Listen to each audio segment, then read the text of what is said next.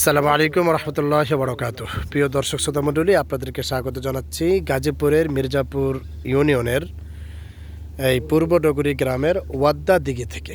এই দিঘিটি অনেক ঐতিহাসিক, অনেক পুরাতন, প্রাচীন আমলে এই দিঘি প্রতিষ্ঠিত হয়। ধারণা করা হয় মোগল আমল থেকে এই দিঘির সূচনা। গাজীপুর অঞ্চল সাধারণত শুকনো বেশি, সেখানে এরকম দিঘি পুকুর খুব কমই পাওয়া যায়। সেই জায়গায় এই দিঘিটি অত্র অঞ্চলকে একটি সুতায় আবদ্ধ করেছে এবং ঐতিহাসিক যে স্থাপনা বা নিদর্শন হিসাবে এলাকাবাসীর কাছে পরিচিতি লাভ করেছে। এই দিঘির নাম হলো ওয়াদ্দা দিঘি, WADDA, ওয়াদ্দা দিঘি।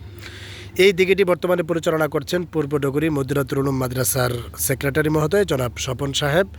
এবং এই দিঘিটি এলাকার মানুষ দেখার জন্য আসেন, অনেকে মাছ ধরেন বড়শি দিয়ে।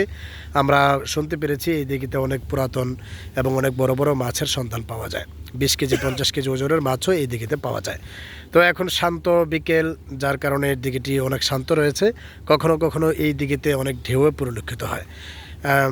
পর্যন্ত এই দিঘি সম্পর্কে আপনাদেরকে কথা বলছিলাম। এই দিঘিটি এতটাই পুরাতন, আপনারাও আসতে পারেন এই চমৎকার দিঘিটি দেখার জন্য।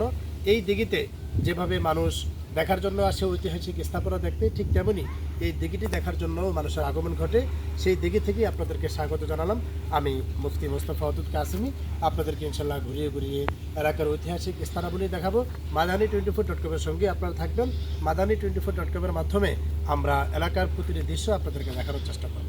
এই ছিল আজকের ঐতিহাসিক স্থাপনা। আসসালাম।